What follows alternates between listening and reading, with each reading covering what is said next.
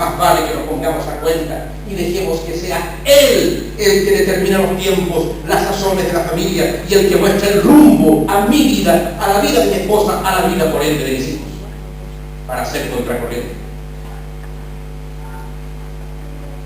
A la exclusión de Dios viene la exclusión del prójimo. La mujer que me diste por compañera me dio del árbol y comí.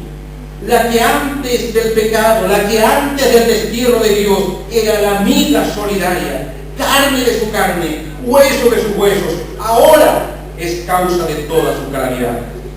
Está bajo sospecha. Se ha producido el corte, la muerte, la separación, la ruptura de la comunión, como hemos estado aprendiendo. He aquí la soledad. Por eso es que es tan difícil remediar la soledad. Ojo que la soledad no tiene nada que ver con estar acompañado con él. La soledad es un mal de alma. ¿Por qué es tan difícil resolver el tema de la soledad? Porque el tema de la soledad es consecuencia directa de la ausencia de Dios, del destierro de Dios, de la exclusión de Dios.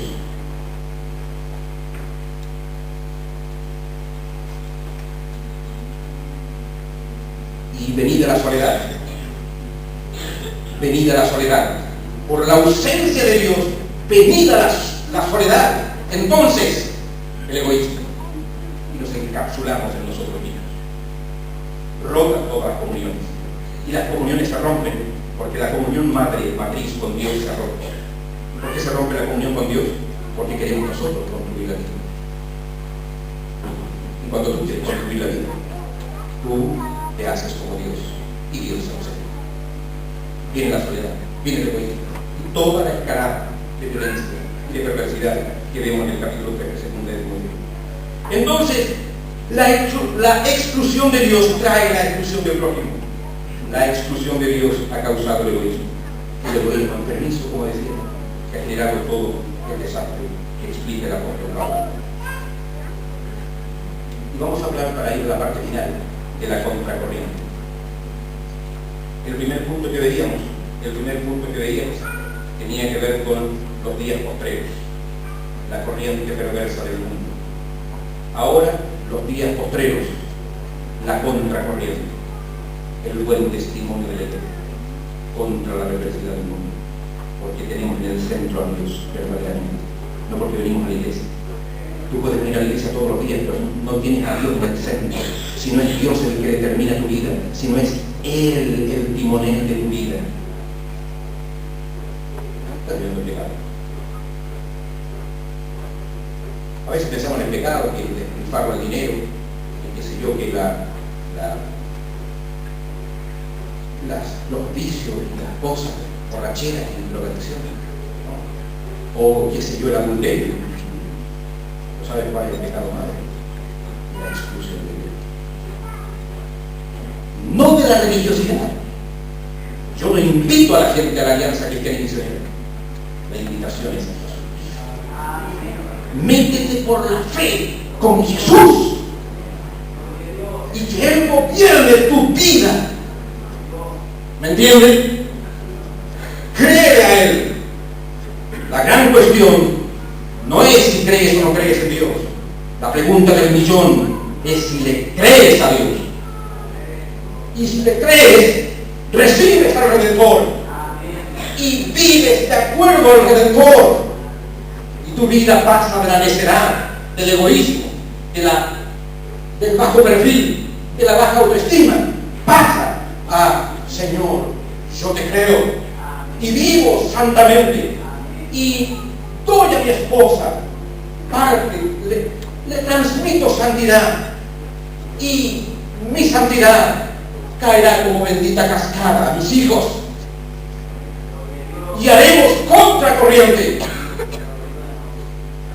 Si realmente amamos al mundo como Dios lo ama, no estoy hablando de amar a la iglesia, si realmente amamos al mundo, embarquémonos en el gran desafío de Cristo de convertirnos en contracorriente.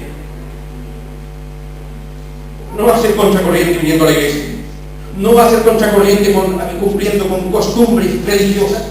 ¿Qué Claro que es bueno venir acá para que comamos de la palabra, bebamos de la oración, estemos en oración comunitaria, nos sentemos a la mesa espiritual para salir fortalecidos a la semana que viene.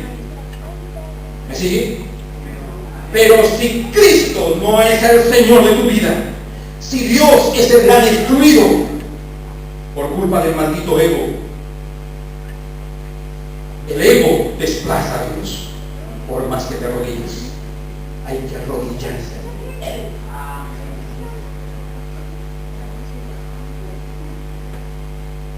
La contracorriente, el buen testimonio de la iglesia. Entonces el versículo 10, miremoslo. Pero tú, es decir, a propósito de la cascada de perversidad, pero tú, Timoteo, eres contracorriente. Tú eres de otro bando. Tú eres de otra naturaleza. Tú estás para dar testimonio de mí en el mundo, contra la perversidad del mundo. ¿De dónde procede esta contracorriente? Versículos 10 al 12. Versículos 10 al 12. ¿De dónde viene la fuerza de esta contracorriente?